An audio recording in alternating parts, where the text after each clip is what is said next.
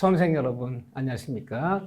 자, 기초 강의 두 번째는 우리 교재를 보시면 법의 목적이라는 파트가 있어요. 다만 기초 강의 들을 때는 너무 부담 갖고 듣지 마세요. 아직은 우리가 시험 공부 들어간 거 아니다. 예를 들면 등산 시작한 거 아니다. 등산 산을 쳐다보면서 저 산이 어떻게 생겼고 앞으로 몇 시간이 걸릴 것이고 이러이러한 코스를 간다리 어디 여행 가시면 여행 시작한 거 아니라 그냥 가이드가 앞으로 우리가 할 그 일정편 나눠주는 걸 생각하시면서 부담감 없이 그냥 재미난 이야기 들으시라는 거야. 그래도 한번 들은 사람과 안 들은 사람은 차이가 커요. 이렇게요. 이렇게 보시면 됩니다. 자, 법의 목적이라는 말이 있는데 법의 목적이란 말이 뭐냐? 응? 제가 법률행위라는 말을 당분간 뭐로 생각하자고 그랬어요. 법률행위라는 말은 당분간 법률행위 그러면 각종 계약 맺는 거. 그러면 말을 바꾸자면 법의 목적은 계약의 목적. 계약의 목적. 목적이란 말이 뭐냐? 아주 쉬운 얘기로 하면 계약을 맺었는데 그 계약 내용이라고 보면 내용. 그 계약 내용을 목적이라고 보면 돼요. 어떤 계약을 맺었다. 근데 그 계약 내용이 있을 거 아니야. 그 계약 내용을 법률의 목적, 법률행위의 목적이라고 표현하는 거예요. 그런데 이 법률행위의 목적, 그 계약 내용은 우리 민법에서는 4가지 갖춰야 된다는 거야. 4가지. 어떤 계약을 맺어서는 그 계약 내용이 일단 확정되어야 돼요. 확정. 뒤에 한번 다 있어요. 그 계약 내용 확정되어야 되고, 그리고 계약 내용이 가능해야 돼요. 가능. 그리고 계약 내용이, 그 내용 자체가 적법해야 돼요. 적법. 법에 어긋나면 안 되는 거 적법해야 돼요. 그리고 계약 내용이, 어떤 계약을 맺었다면 법의 목적이, 그 내용이 확정 가능 적법하고, 마지막으로 사회적 타당성이라는 게 있어요. 사회적 타당성. 이 4가지가 그 계약 내용은 계약 목적이, 법 목적이 확정되고, 가능해야 되고, 적법해야 되고, 사회적 타당성이 있어야 된다. 자, 학문적인 걸 배우는 거야. 이런 거 알아야지만 중경 볼 수 있는 건 아닌데, 아무래도 법학이다 보니까 뭘 들어가려면, 사실 우리가 본격적으로 여러분들 재미가 있고 흥미가 느껴지는 건 물권법, 계약법에 들어가면 실수로 쓰고 있는 얘기 많은 거, 매매가 어떻고, 임대차가 어떻고, 전세권이 어떻고, 소유권이 어떻고 하는 것들은 거기 가서 배워요. 총칙에서는 법 용어들, 용어의 뜻을 배우는 거, 사전 같은 의미예요, 사전. 이런 용어들 앞에 쓴다. 아니, 하나의 개념을 정의하는 곳이에요. 여기 재미없어요. 그래도 이제 듣는 거예요. 그래서 우리가 이제 파트가 사실 4파트예요. 민법은 민법 총칙이 있고, 우리가 물권이란 파트가 있고, 계약이란 파트가 있고, 여기에 이제 사실은 민사특별법이다라는 파트가 있어요. 이게 시험범위예요. 이 민사특별법이란 말이 뭐냐면요. 민법은 아니지만 중점을 볼 때 꼭 중에서 알아야 되는 특별법이 몇 개씩 있다는 거. 여러분들 아시는 거 뭐예요? 주택임대차보호법. 주택임대차보호법이 민법 아니에요. 민법은 아니에요. 민법 유사한 특별법이에요. 상가임대차보호법. 알아야 되잖아요. 그래서 중점을 볼 때 중개사분들이 민법은 아니지만 민법과 유사한 법으로서 꼭 알아야 되는 법을 묶어서 민사특별법이라고 불러요. 근데 5법이 시험 문제 나와요. 여러분들 주택임대차보호법에서 한 문제, 상가임대차보호법에서 한 문제, 예를 들면 집합건물법이라고 해요. 집합건물법. 집합건물 뭐냐면요. 아파트 연립 빌라가 우리가 집합건물이라고 부르는 거예요. 우리가 현대사회에서 아파트 연립 빌라 중개 안 할 겁니까? 거기서 공용분이 뭔지, 전유분이 뭔지, 대지권이 뭔지, 관리단이 뭔지, 재건축이 뭔지, 이런 거 용어 쓸 줄 알아야 되잖아요. 여기서 또 한 문제. 그 다음에 굳이 말하자면 실명등기법이에요. 실명등기법. 줄여서 얘기하는 거예요. 이 원어 이름을 얘기하면 길어요. 응? 부동산 실권리자 명의 등기하는 법률. 너무 길잖아요. 줄여서 실명법이라고 해요. 실명등기법. 한마디로 말씀 들었을 거예요. 명의신탁을 금지한다. 명의신탁 하지 말아라. 부동산은 다 실명으로 등기해야지 남의 명으로 등기하지 말아라. 만약 명의신탁하다 걸리면 아주 그냥 형사처벌, 행정처벌 아주 작살을 내겠다. 하지 말아라. 여기서 한 문제. 그 다음에 가등기 담보법이라고 불러요. 가등기 담보대안법률. 줄여서 가담법. 여러분들 양도담보다, 매도담보다 이런 얘기 들었어요. 예전에 쓰던 얘기예요. 사채업자가 땅 문서 갖고 와라, 집 문서 갖고 와라. 돈을 못 갚으면 대신 땅으로 집을 대신 가져가 버리는 거. 그걸 양도담보다, 매도담보다, 담보등기라 불러요. 그렇게 소유권 이전을 택한 거. 을구에 저당을 잡지 않고 경매하지 않고 그냥 채권자 돈 못 갚으면 소유권 가져버리는 거. 이걸 규제해야겠다. 그리고 변칙담보라 불러요. 그 규제하는 법, 가담법. 여기서 한 문제. 보통 5문제는 고정이 있는데 보통 주택민법법에서 하나 더 나오죠. 이렇게요. 6문제가 출제돼요. 이런 것들은 이 민사특별법은 여기까지 완성된 다음에 여기 한 2바퀴 정도, 2번 정도 이게 반복된 다음에 이게 마지막에 이런 걸 배워야 돼요. 왜 그러냐면 이걸 민법 안단 전자에 민법이 그러니까 적어도 민법 총칙, 물권, 계약법 적어도 40점 이상. 이게 40점 과락이에요, 과락. 40점 이상 나왔을 때 이걸 봐야지. 그냥 처음부터 같이 받으러가면요. 뭘 소리인지 몰라요. 이걸 안단 전자에 여기 쌓여 있는 거예요. 근데 예를 들면 1차 방정식을 알아야지 2차 방정식 가는 거잖아요. 민사법은 2차 방정식이에요. 민법에 있는 민법 총칙, 물권, 계약법 1차 방정식이라면 이게 2번 정도 반복되지만이 방정 개념 잡았어. 그래서 2차 방정 가는 거지. 처음부터 2차 방정 같이 배울 수 없잖아요. 그래서 여러분들이 그렇게 생각하시면 돼요. 마지막에 완성되는 거다. 뒤를 밀어놓는 거예요. 그러면 우리가 40점 이하를 과락이라 그러잖아요. 6점만 맞으면 붙는 시험인데 그래도 사실 어떤 점수냐, 어떤 과목의 40점이라는 게 여러분들이 학교 다니실 때 중고등학교 다니실 때 중간고사 기말고사 보서 40점 맞은 적은 없을 거예요. 사실 전교 꼴찌, 현교 꼴찌. 근데 민법 40점은요, 이 정도가 40점이에요. 40문제를 다 문제를 봤어. 문제를 봤더니 문제가 묻는 뜻은 알겠어. 뭔지를. 알겠는데 정답을 못 고르는 거예요. 문제 뜻도 모르겠어. 그럼 4점이 안 되는 거예요. 영어로 말하면 영어로 묻는 그 문제는 해석이 돼. 뭘 묻는지. 근데 정답 못 고르겠어. 이거랑 문제 자체를 해석을 못 해. 문제 자체를. 이건 다른 거잖아요. 그래서 여러분들이 40점 점수는 적어도 무슨 문제를 딱 보면 문제 묻는 뜻은 알겠다. 이중매매, 가장매매, 은닉행위 뜻은 알겠는데 정답 못 고르는 수준. 이게 40점이에요. 40점이니까 만만한 점수가 아니에요. 그럼 40점을 안다는 것은 그래도 민법 교과서를 한 2번 정도, 2-3번 반복하고 뭘 묻는지는 알아. 어느 파트인지는 알아. 응? 그렇지만 정답이 안 나오는데. 이 정도 되기도 쉽지가 않아요. 이 정도 근데 보통 40점 맞으면 1단계인데 우리 6점 맞아 붙잖아요. 이런 말을 해요. 보통 제가 이제 강의를 오래 해보면 내가 40점 맞는데 만약에 공부 시작해서 여기 이제 4개월이 걸렸다. 4개월이 걸리면 이제 40점 맞아. 모의고사 문제라든가 기출문제 풀어보면 과락은 안 나와. 이게 4개월 걸렸다. 그럼 60점 맞는 2개월이면 되는 거지. 그럼 6개월이면 되는 거예요. 6개월. 내가 만약에 요 절반이 걸린다 그래요. 4점 맞는 3개월이 걸려. 3개월. 그러면 4점 맞는 4개월 걸리면요. 6점 맞는 1.5개월만 더 쓰면 돼요. 1.5개월만 더 지나면 6점 맞아요. 그래서 4점 맞는데 온 시간의 절반이 가는 게 6점인데 이거 어떤 분 6개월 만에 오면요. 내가 하다 말다 그냥 열심히 안 했어. 가끔 듣긴 했어도 6개월 걸렸네. 그러면 6점 맞으려면 3개월 더 걸려야 돼요. 그럼 이분은 민법이 9개월 잡고 하는 거죠. 그래요. 이렇게 오래 걸릴 수도 있고. 그래서 40점 비비기가 어려운 거다. 40점만 일단 비벼놓으면 그 시간의 절반만 가면 6점 맞는다. 물론 2개월 만에 4점 맞으면 3개월 만에 6점 갈 수도 있는 거예요. 그건요. 영원한 사람들은 드물지만요. 여러분들은 그냥 내가 민법 공부 시작한 지 제가 볼 때는 그냥 한 4개월 정도를 공부했더니 열심히 한 거죠. 하루에 뭐 3시간, 4시간씩 들은 거예요. 꾸준히. 학교 다니듯이 3시간, 4시간 꾸준히 들었을 때 4개월쯤 걸렸더니 40점 언저리 나오더라. 그러니까 이분은 앞으로 이제 한 2, 3개월만 더 걸리면 6점 나오는 거예요. 그럼 총 한 6개월, 7개월 정도 잡으면 딱 좋아요. 타이트하게. 조금 늦는 일반인 때문에 내가 나이도 있고 하는 일이 있는데 학생이냐 맨날 10시부터 새벽 저 6시까지 공부할 수는 없잖아요. 그렇다면 한 9개월 정도 잡고 하시면 돼요. 그렇게 하루 이틀 되는 문제는 아니다. 자, 목적에 대한 얘기를 하다 갑자기 생각이 나서요.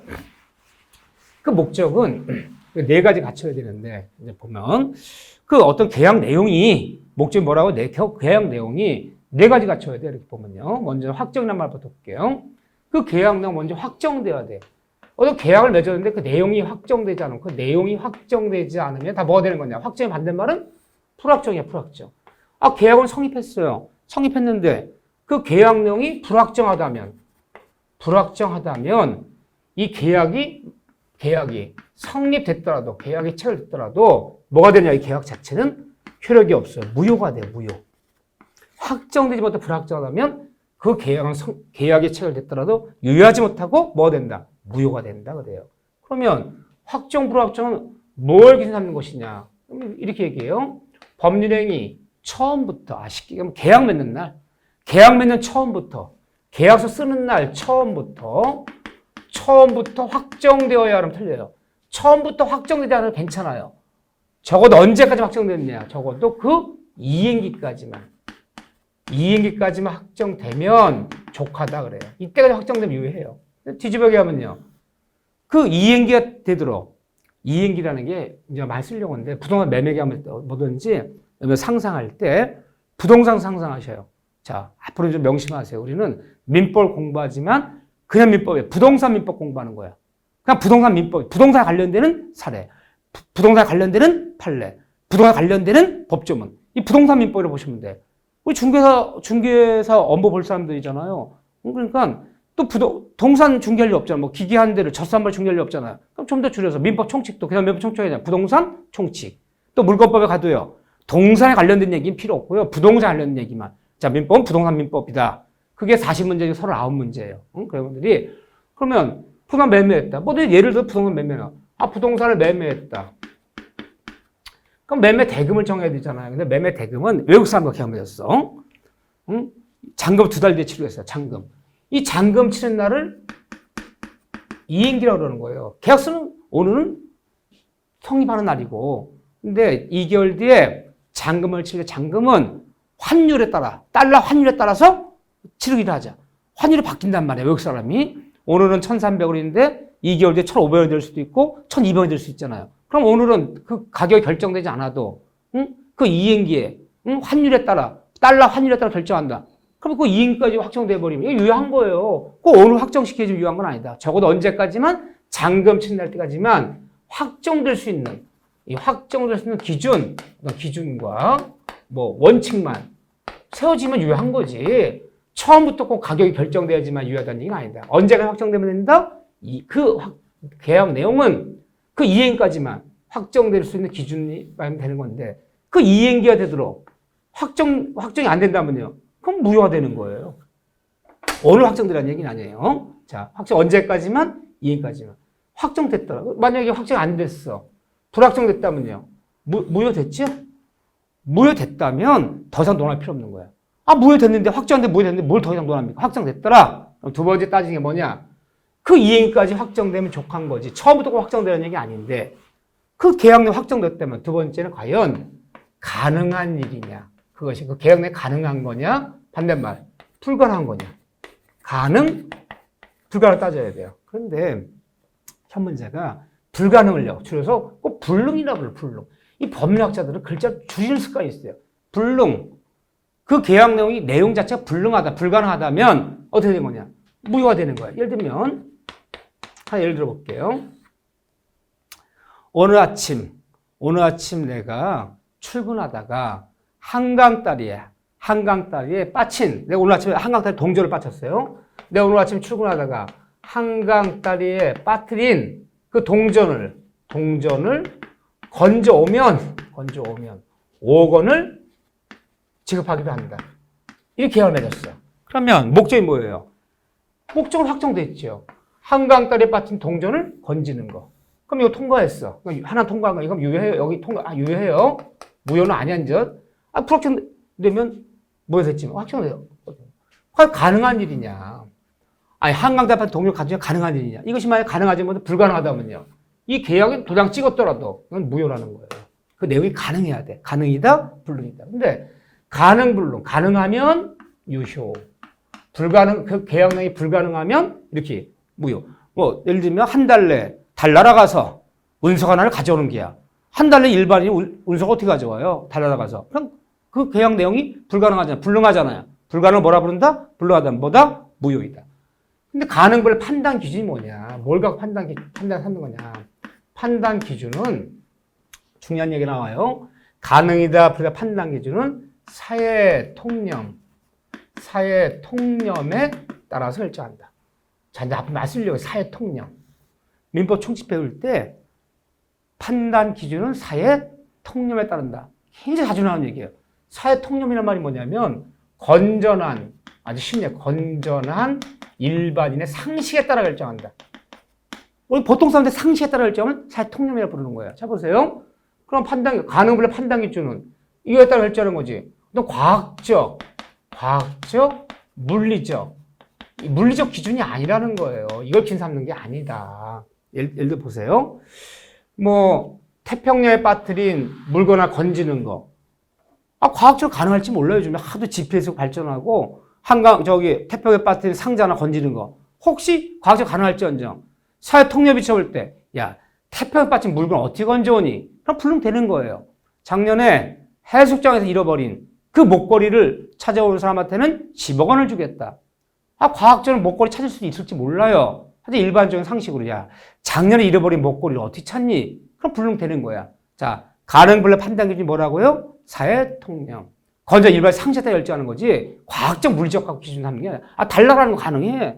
지금 나사에서 로켓 쏘면 몇 개월 내 달나갈 수 있어요. 그래서 일반인이 달나가는 게 사회 통념에 비쳤을 때 불가능하잖아요. 그럼 불능되는 거예요. 자, 가능불능 판단 기준은 뭐다? 사회 통념에 따른 거지. 과학적 물리적 기준이 아니고 또 불가능하다는 불능이 되면 무효되는데 이 불능은 또 항구적 불능. 이 항구적 불가능, 항구적 불능을 불능이라 부르는 것이지 일시적 불능은 불가능이 아니에요. 불능이라 부르는 게 아니라는 거예요. 영원히 안 되는 것이 불능이지. 일시적 불능이 아니다. 무슨 말을 하는 거냐. 오늘은 못해 내가 오늘은. 내일은 할 수 있어. 그냥 불능이 아니에요. 민법에서는. 응? 영원히 안 되는 걸 불능이라고 그러는 거야. 그 계약 내용이 영원히 안 되는 거일 때 무효되는 거지. 오늘은 안 되지만 한 달 뒤에 할 수 있어. 내일은 할 수 있어. 그건 일시적 불능이 아니다. 자, 가능해야 돼. 불능하면 이제 무효되는 거야. 가능하다면 통과했어. 여기서 불능이 돼버리면요. 이 불가능이 돼버리면 이 무효됐잖아. 따질 필요 없어요. 그 다음에 따지는 게 뭐냐? 가능하다면 그 다음에는 전 적법에 맞아요. 적법 해야 돼. 적법. 그 계약 내용이 법에 어긋나면 안 된다는 거예요. 그럼 확정되고 그 계약 내용이 확정되고 비록 가능하더라도 적법에 한단 말이 뭐예요? 위법이죠. 위법. 그 계약 내용이 위법하다면 법에 어긋나다 위법하다면 그때 뭐가 된다? 무효가 된다. 들어가야 돼요. 아무리 계약 맺었더라도 계약 내용이 확정되고 그리고 가능하고 그리고 이 두 개 갖췄더라도 이거 못 갖추면요. 위법이 돼버리면 무효된다. 위법이 뭐냐? 이제 배울 거예요. 법을 갖다 다 위법이 아니에요. 위법에는 강행법규라는 것이 있고 이 다음에 강행법규라는 원래 강행법규라 부르기도 하고 강행규정이라 써도요. 강행규정이라는 것이 있고 여기는 임의법규라는 임의법규. 임의규정이라 부르면 임의규정. 법은 두 가지가 있어요. 그럼 사람은 남자 여자가 있듯이 법을 굳이 두 가지 나눠봐라.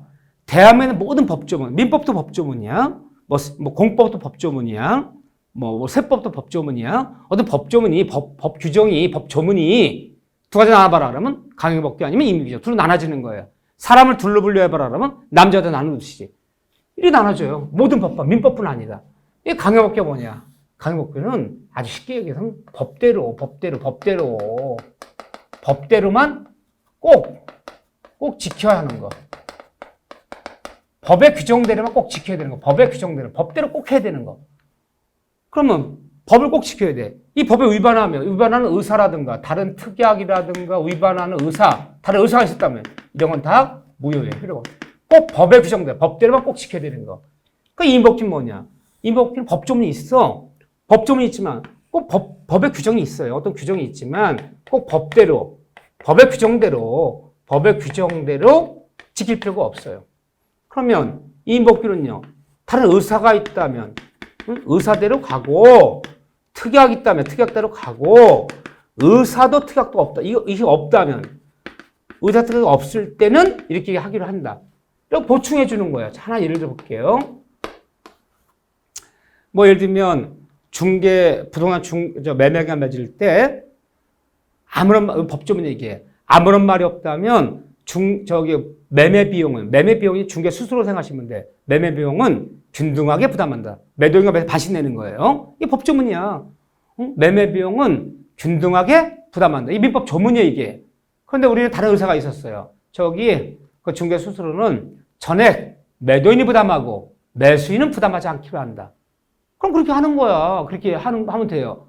그런 말은 아무런 말이 없을 때는요. 법의 규정대로 반씩 내라 그러지 않느냐. 그러니까 이 법이 언제 써먹 올라 있는 거야. 꼭 이 법이 법의 규정대로 지키라는 것이 아니라 아무런 의사도 없고 아무런 말이 없을 때는 법대로 가는 거고 이 법조문과 다른 의사가 있거나 다 특약이 있다면 의사도 특약도 하는 거고. 그러면 이거는 법대로 지킬 필요가 없는 거야. 이 의사가 이게 우선하는 거야. 그런데 뭘 위반했을 때 이걸 위반 강행법 법조 문제 법은 안 하시잖아요. 강행법규 위반했을 때 우리는 뭐라 불러요? 위법하다 부르는 거고 이게 뭐야 되는 거지? 이 법규는 법의 규정대로 안 가도 되는 거야. 위반되는 거야. 임의적 위반했다고 해서 위법하다 부르는 거 아니에요. 그럼 법을 위반했다 다 그러니까 정리. 법을 위반했다 다 위법이 아니라 법 중에서 강행법규 위반했을 때는 우리 뭐라 부른다? 위법하다 부르고 그때는 뭐야 되는 거지만 법조문이지만 이 법규 위반하면 위반했다고 해서 이것을 위법하다 부르지 않는다. 이거 위반해도 되는 거야. 이거 위반해도 유효한 거야. 이거는 응? 다른 정은 의사가 돼 의사도 가는 거야. 응? 이거 위반했을 때 그러면 좀 더 정확히 하면 법조문 중에서 강행법규 위반이 아닐 거. 강행법규 위반이 돼버리면 위법이 돼서 무효가 되는 거지만 이 법규 위반하면 이거 무효 아니에요. 유효해요. 이건요. 법을 다 어겼다 위법이란 말이 아니라 법조는 이거 위반했을 때 위법이라고 부른다는 거. 그런 다음에 마지막에 이제 뭐냐. 마지막에 통과해야 되는 게 첫 법 했어요. 강행법규 위반이 아니야. 불능하지 않아. 확정됐어. 가능해. 위법하지 않아. 강행법규 위반이 아니야. 이 강행법규 위반해버리면 무조건 다 무효가 되는 거예요. 위반이 아닐 것. 위반하면 좀 무효가 되는 거, 위법해서 무효가 되는 거고. 아니, 난 통과했어. 마지막 통과는 뭐냐. 두 사람의 그 계약 내용이 사회적 타당성이 있을 거. 그리고 마지막 이걸 통과해야 돼요. 이 네 가지를 엔드 개념이야. 확정되고, 그리고 가능해야 되고, 그리고 적어요. 그리고 사탄. 이 네 가지가 동시에 갖춰져야 돼. 그 계약 내용이 이 네 가지를 다 갖추면 유효. 넷 중에 하나도 걸려버리면요. 뭐 불확정해요. 또는 불능해요. 위법 하나 걸려버리면 뭐야 되는 거야. 네 가지 동시에 갖춰야 돼. 유효하려면. 효력이 있으려면. 그 계약이 유효하려면. 그 사탕이 뭐냐. 이걸 우리가 보통 103조라 불러요. 103조 위반이 아닐 것. 그러니까 103조 위반이 돼버리면 뭐 어떻게 부르냐. 사회적 타당성이 없다라 불러요. 없어버리면 이제 뭐 되는 거야? 뭐야 되는 거야? 다른 말로 103조 위반이 돼버리면 뭐라 부르냐? 위반이 되면 반사회 질서라고. 반사회 질서에 해당하면 이건 다 뭐다? 계약령이 같은 말 얘기예요. 이게 같은 말이에요. 무효돼요. 근데 이 103조가 왜 중요하냐? 잠깐 한번 스크롤 넘겨볼게요. 이 103조는 시험에 반대장한 파트인데 굉장히 중요하고 이런 건 뭐 말든 다 했어 이렇게요. 쭉 보면 자 여기 목적 사이 여기가 이제 이 다음에 이제 우리 보면 여기는 한 문제 반대 나온 파트야. 선택대 죽기 살기로 하지 여기는 저도 마찬가지고요. 한 번도 빠진 적이 없어. 근데 이 103조가 뭔데로냐? 한번 법 좀 읽어볼까요? 선량한 풍속. 선량한 풍속이라는 것이 뭐냐면요. 개인의 윤리요. 개인의 윤리. 우리 사회생활 때 계약을 맺었는데 개인의 윤리. 우리 개인의 윤리를 선량한 풍속을 불러요. 자, 첩계약 맺는 거, 내용계약 맺는 거. 인륜에 반하고 윤리에 반하잖아요. 그러니까 첩계약. 응? 야, 나랑 첩관계 유지하면, 내용계 유지하면 내가 집안 사줄게. 이게 유효하다면요. 유효하다면 사줘야 되는 거야. 안 사주면 소송 내서라도 사람 판결 받을 수 있는 거야. 이게 무효라면요. 안 사준다 사달라고 주장할 권리가 없잖아요. 무효는요. 과연 윤리 어긋나는 거. 개인 윤리 이런 거요. 기타. 예를 들어 계약 내용이 기타. 사회 질서. 그리고 사회 질서라는 것은 내 개인의 문제가 아니라 공공적인 거. 공공적 질서. 내가 사회생활 하려면 남과 지켜야 되는 공공적인 게 있단 말이야. 아주 쉬운 얘기를 하면 빨간 신호등에서는 주행한 차들은 서줘야 되는 거야. 파란 신호일 때는 사람도 건너야 되는 거야. 신호등에서. 이거 사전 약속이잖아. 그럼 나는 그런 거 안 지켜. 내 마음대로 할 거야. 근데 개인의 문제가 아니잖아요. 이 공공적 질서. 여기에 위반한 사항을 내용으로 하는, 목적으로 하는 그 계약 내용이 잘 맺었는데 윤리, 도덕, 공공적으로 위반한 것을 계약 내용을 삼았을 때는 그것은 뭐다? 무효이다. 계약 성립했더라도 효력이 없다. 법조문 간단해요. 간단한데 이 103조를 우리가 뭐라 부르냐? 사회적 타당성이라고 불러. 103조 위반이라면 사회 타당성이 없다.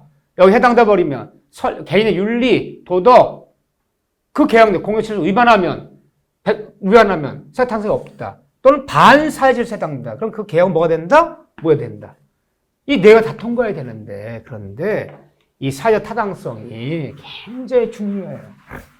자, 이제 보세요. 제가 그랬어요. 여기 민법 총칙이라는 파트인데, 우리가 민법 총칙, 전부가 시험 범위가 아니라 총칙에서 1조부터, 법조문 1조부터 102조까지는 시험 범위가 아니에요. 우리는 103조, 여기부터 시험 범위 시작되는 거야. 그럼 시험 범위 맨 처음이야. 여기부터 시험 범위야. 103조부터 우리가 총칙 보통 162조까지인데, 여기까지가 이제 10문제 나오는 거예요. 이게 민법 총칙이라고 불러요. 요거만 시험 범위인데, 이 뒤도 또 안 배워요. 앞도 안 배워요. 근데 103조 첫 번째 여기부터 시작하는데, 시험에 반드시 나오는데, 이 다음에 보면, 이 103조가 이렇게 불러요. 이 103조를 우리는 제왕조항이다. 제왕조항. 이름도 멋있어요. 이름도 멋있다. 제왕조항이다. 무슨 말이냐. 민법에는 많은 법조문이 있어요. 제가 1조부터 보통 1118조까지가 민법 조문인데, 물론 이게 전부 시험범위가 삼는 건 아니야, 우리가. 이 많은 법조문 중에 가장 으뜸이 되는 거, 가장 중요한 게 바로 103조라는 거예요. 우리가 대한민국 헌법은 많은 거 있어요. 뭐 국민의 기본권, 뭐 거주 이전의 자유, 뭐 교육을 받을 권리, 뭐 생존권 보장, 국방의 의무, 별의별 다 있어요. 이게 헌법이에요. 그래서 제일 중요한 게 뭐냐? 제1조 대한민국은 자유민주주의공화국이다. 이게 제일 중요한 법조문이야. 그듯이 민법에 많은 조문이 있는데 그게 가장 중요한 법조 하나 골라봐라 그러면 103조가 제일 중요하다는 거야. 이게 제왕조항이라 불러. 모든 법조문에 으뜸이 된다. 그런데 또 103 뭐라 부르냐? 103조를. 백지조항이라 불러. 백지조항. 백지조항이다. 이렇게 불러요. 내용이 없어요. 아니, 선량한 풍속, 기타, 사회 질서에 위반한 사항을 계약 내용으로 삼는 것은 뭐다? 무효이다. 그러면 뭐가 선량한 풍속인지, 뭐가 사회적 기본인지 밝혀놔야 될 거 아니야, 자세하게. 아무것도 안 밝혀놓고 있어요, 간단하게. 사람은 사람이다. 이렇게 말하는 거 똑같아요. 그러니까 사람이 뭐냐를 정의를 내려야 될 거 아니에요. 그냥 아무 내용, 법조문 읽어보면 법조문 내용이 없어. 백지. 그거 왜 그런 거예요? 자, 보세요. 그러면 두 사람이 계약 맺었는데 그 계약 내용이 반사회 질서, 사회적 타당성이 없다. 103조 위반이 돼요. 여기 위반이 돼서 무효되려면 판단 기준이라는 게 있어요. 판단 기준. 이거 어떻게 판단할 것이냐? 103조 위반이냐 아니냐? 이거 위반하지 않았어요. 위반하지 않으면 유효. 103조 여기에 해당돼 버리면 103조 위반이 돼 버리면 무효가 되는 건데 뭘 갖고 판단할 것이냐? 판단 기준 봐보세요. 근데 잘 봐보세요. 우리가 살아가는 이 선량한 풍속, 여기 선량한 풍속이에요. 또는 사회적 기본 질서는 고정된 개념이 아니라는 거야. 이 민법에 제정되던 60년 1월 1일 말하는 선량, 개인의 윤리와 2023년 윤리는 다를 수 있는 거예요. 보세요. 1960년인데 이게 60년대에 뭐 장발, 남자들이 막 장발하고 다니고 여자들 미니스커트 하고 다니면 막 단속했어요. 미풍령 어긋난다고 막 경찰 단속해서 막 벌금 때리고 구류 살리고 막 그랬다고요. 아니 60년대에 여름철 젊은 여자분들이 나시티 입고 반바지 입고 막 길고 돌아다니면요. 사람들 다 눈살 찌푸려. 이런 게 다 있냐 말세라고요. 지금 아무렇지 않잖아요. 즉 우리가 말하는 선량한 풍, 개인의 윤리, 도덕, 사회적 공공질서는 시대에 따라 사회에 따라 변한다는 거야. 이게 이제 시대에 따라 사회에 따라 이 개념 자체가 변하는 개념이야. 변하는 개념이지 이게 고정된 개념이 될 수가 없기 때문에 이것은 개인의 윤리, 이것은 공정성. 이리 규정할 수가 없다는 거야. 백지는 남겨올 백지 남겨올 테니까 어떻게 판단하나? 그 문제 생기면 그 판단 기준은 그 시대, 그 사회를 살아가는 사람들의 건전한 상식으로 결정하라. 즉 판단 기준은 사회 통념에 맡기는 거예요. 그래서 선량한 풍속도 시대에 따라 변해요. 그렇잖아요. 변하잖아요. 윤리도 변하잖아요. 그럼 변하는 게 때문에 그때그때 결정하라는 거야. 근데 문제는 자, 두 사람이 하나 예를 들어볼게요. 이게 103조 위반이라면 이 계약은 무효되는 거야. 103조 위반이 아니라면 유효한 거야. 여러분 생각 한번 해볼게요. 자, 이 집이 재산도 많고, 응? 명예도 있고, 다, 모든 게 다 갖춰졌어. 다만 애가 없어, 애가. 응? 그 입양을 할까? 입양은 마땅치 않고, 어쨌든 애를 갖고, 친자를 갖고 싶어요. 근데 여자분이 도저히 애를, 요즘 뭐 인공수정이 어떻고, 뭐 어떻고 해서 많이 발전했어요. 그래도 여자분이 애를 가질 수 있는 신체 상태가 아니야. 그러니까 은밀하게 대리모를 구해요, 대리모. 대리모.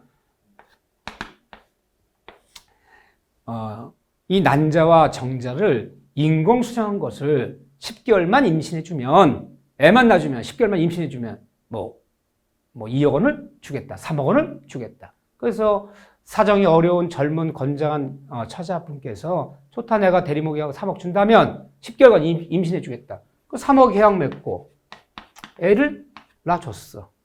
근데 애는 데려가고 3억을 안 주는 거야. 그럼 어떻게 해야 돼? 이 대리모 계약 맺은 이 여자분이.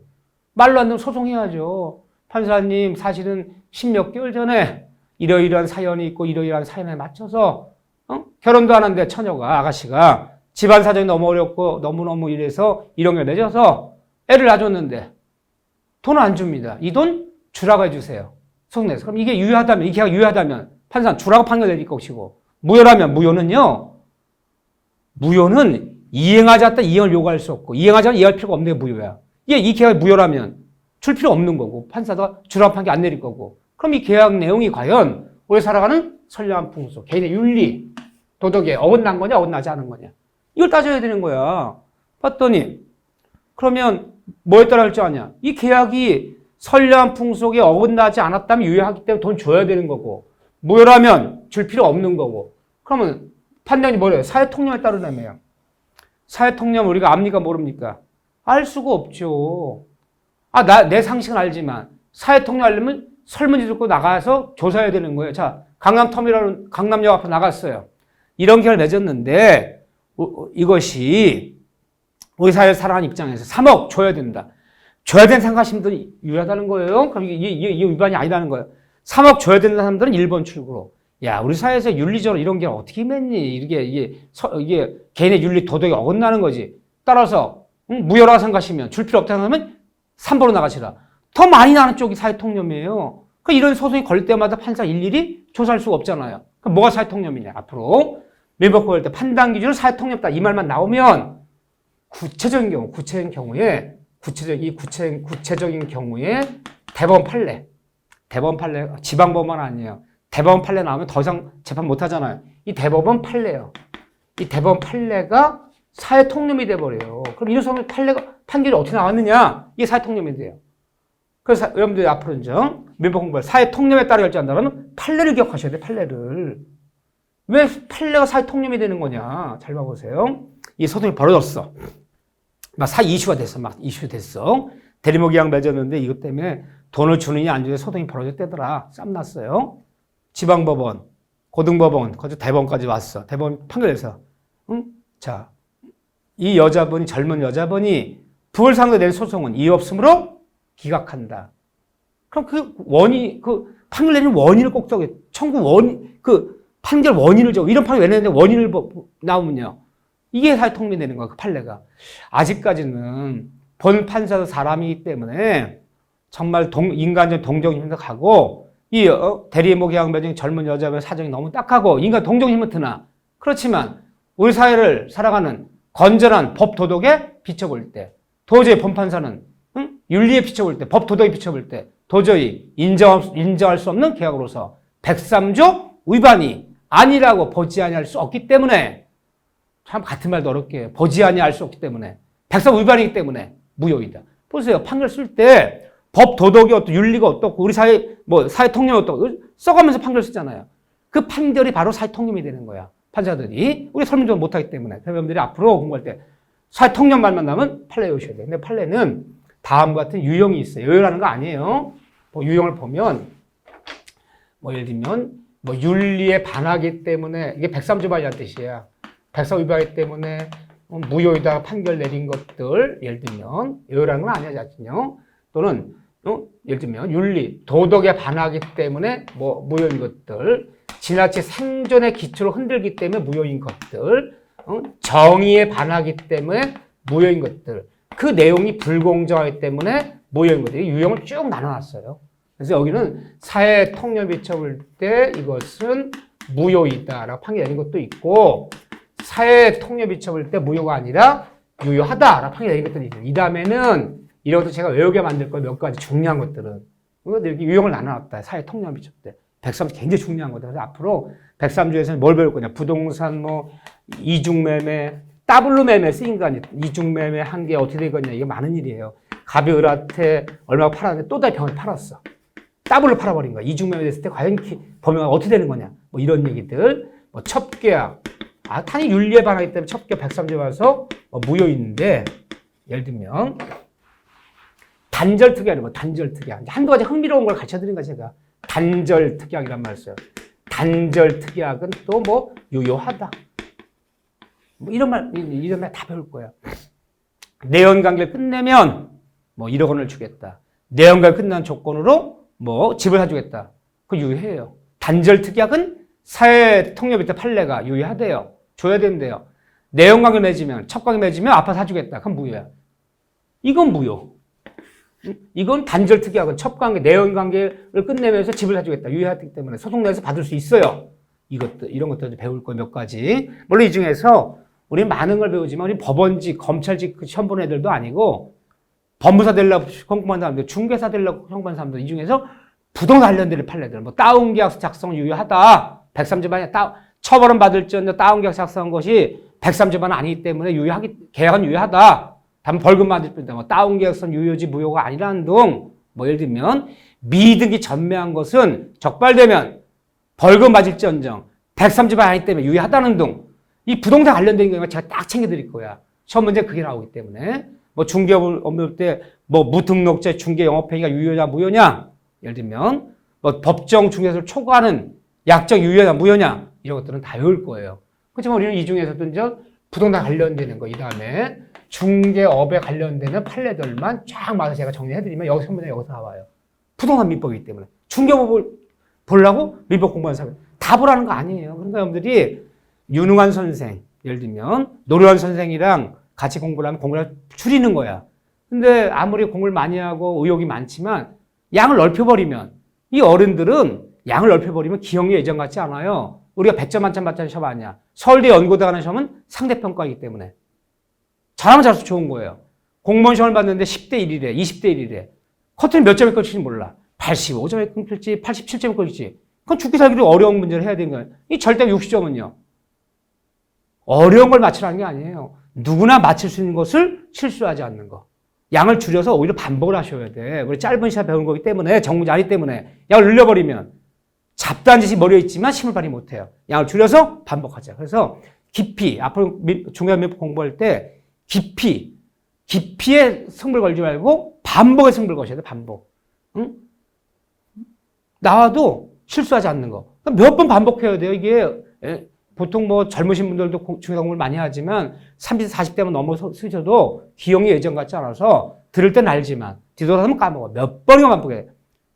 반복을 해주셔야 돼요. 반복에 승부를 걸려면 내용을 줄여야 돼요. 제가 하자는 대로 하면 돼요. 저는 양을 많이 줄여줘요. 이렇게요.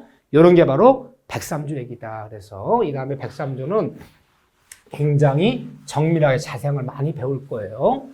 자, 이런 파트가, 이 파트, 여기까지가 지금, 이 목적까지 여기까지가 이제 민법 총치 2단 배우면 민법 총치 10문제 중에서 여기까지가 이제 2문제에서 3문제가 출제되는 범위에 여기에 물론 이제 우리가 기본서를 받으면 좀 더 세밀하게, 정밀하게 이제 접근에 들어갈 거예요. 보통 이렇고. 자, 그 다음 파트가 뭐냐. 여기 이제 보통 범위 30파트라 불러. 여기 첫 번째 파트가 하나 지난 거예요. 이제 교재를 받아보시면. 그런 다음에 두 번째 파트가 의사표시한 파트예요.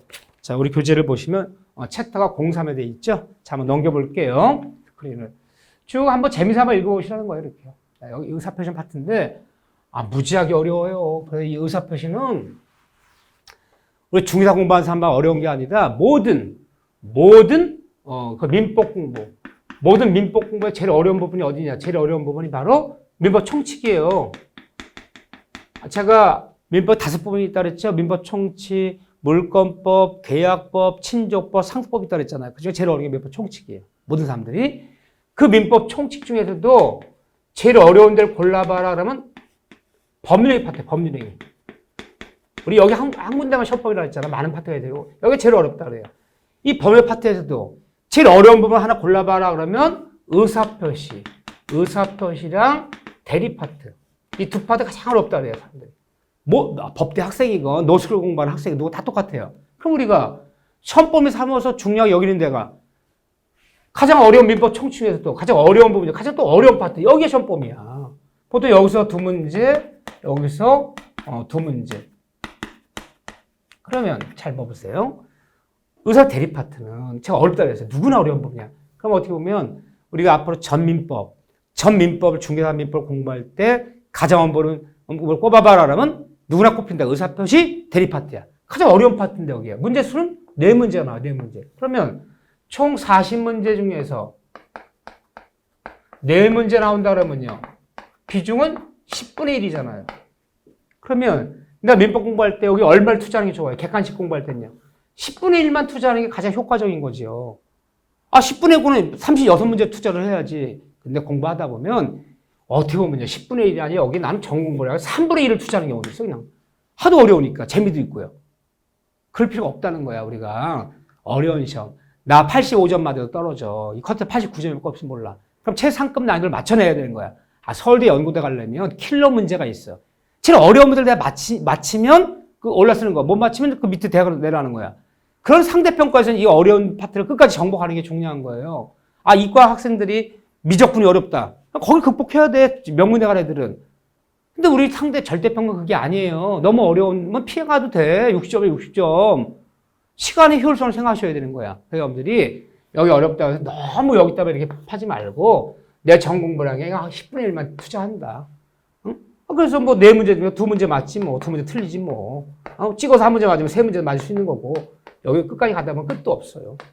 법학과 학생들, 노숙 학생들 가장 어려운 파트가 여기다. 그래서 이 파트를 일단 배울 건데 그 의사표시란 말 뜻이 뭐냐부터 이제 들어가야 돼요. 자, 여기 들어가면서 이 파트, 자, 3장 파트는 다음 시간에 이어서 3장 파트 의사표시를부터 다시 출발을 하겠습니다. 여기까지 재미나게 그냥 들어주시라는 부담 없이. 자, 여러분들 수고하셨습니다.